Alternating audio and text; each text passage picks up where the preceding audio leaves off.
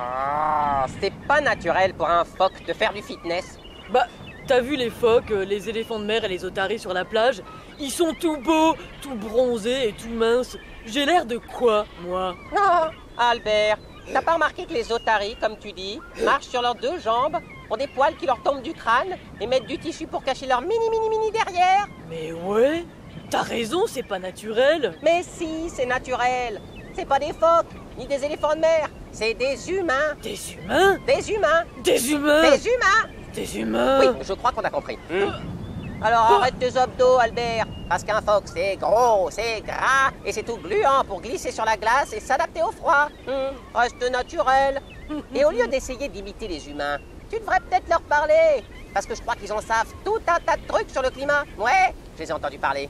Eux aussi savent que le climat change et je crois qu'ils ont compris pourquoi. Tiens, regarde ce truc qu'ils ont inventé. Qu'est-ce que c'est que ça? Un aspirateur. Un quoi? Un aspirateur.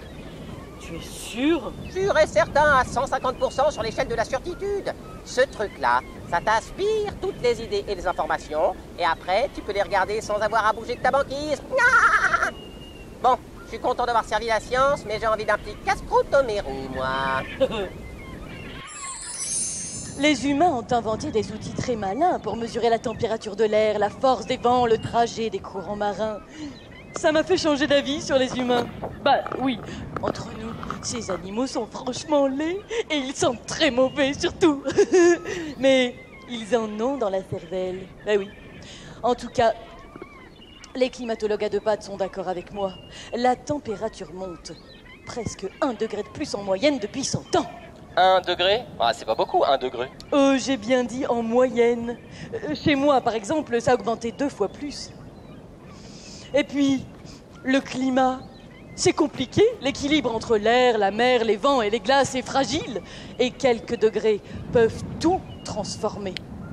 L'autre problème, c'est que depuis 20 ans, ça grimpe, ça grimpe. Et qu'est-ce que ce sera dans 20 ans, dans 50 ans, dans 100 ans? Mais le plus fort, c'est qu'ils ont compris pourquoi ça se réchauffait. Qui est le responsable de ce changement? C'est qui? Albert, c'est qui? Dis-moi! Non mais que je lui règle son compte à celui-là. Ça va pas de réchauffer le climat de la planète sans demander leur avis aux copains. Oh! C'est peut-être Gros Max? Tu sais, le morse de la baie d'Atonorkavik? Ah, avec ses grosses dents là et sa façon de souffler tout le temps. Je l'aime pas, je te dis, je l'aime pas. Non, Je suis sûr Liv, que c'est lui. ça n'est pas Gros Max, ni le soleil ou la trajectoire de la Terre comme certains l'ont pensé.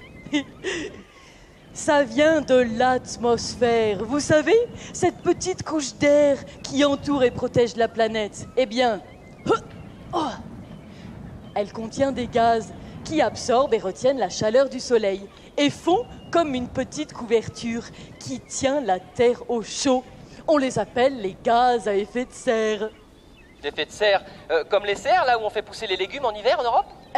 Absolument. L'effet de serre, c'est naturel, hein. Ça a toujours existé. S'il n'y en avait pas, la chaleur du soleil repartirait dans l'espace et il ferait très froid sur Terre. Ce serait impossible d'y vivre. Mais le problème, c'est qu'il y en a de plus en plus de ces gaz. Et plus il y en a, plus la température monte. C'est comme si on rajoutait une couverture. Tenez, ces gaz à effet de serre, je suis sûre que vous les connaissez. Alors, vous pouvez m'en citer? Allez. Alors? Ouais, je l'ai entendu murmurer, là. Le CO2, on l'appelle aussi dioxyde de carbone.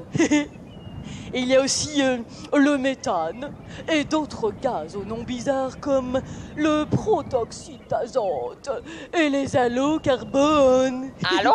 Carbone? En tout cas, il y en a de plus en plus, comme je disais, et ça perturbe l'équilibre normal du climat. Mais dis-moi, Albert, dis-moi. Ces gaz-là, le dioxyde de Narbonne et les autres, qui les envoie dans l'air? Pourquoi il y en a trop depuis pas longtemps? Oh, cette fois, je sais. C'est Gros Max. Mais ouais, il a une mallette de petits chimistes à Noël. Je suis sûr qu'il s'amuse à fabriquer tout un tas de gaz à effet de serre qu'il balance dans l'atmosphère et hop, ni vu ni connu avec mes grosses dents, j'embête tout le monde. Non, Liv. Ces gaz ne viennent pas de Gros Max. Ils proviennent des activités des humains, qui sont de plus en plus nombreux sur Terre et qui ont inventé tout un tas de techniques pour se faciliter la vie. Se nourrir, se loger, se déplacer, fabriquer des objets. Et toutes sortes d'activités, donc je disais. Et par exemple, le dioxyde de carbone qui est en trop. Est-ce que vous savez d'où il vient? Non? Ah oui, les voitures, on en parlera tout à l'heure. En fait, ça vient du pétrole, du gaz et du charbon que les humains brûlent pour fabriquer de l'énergie.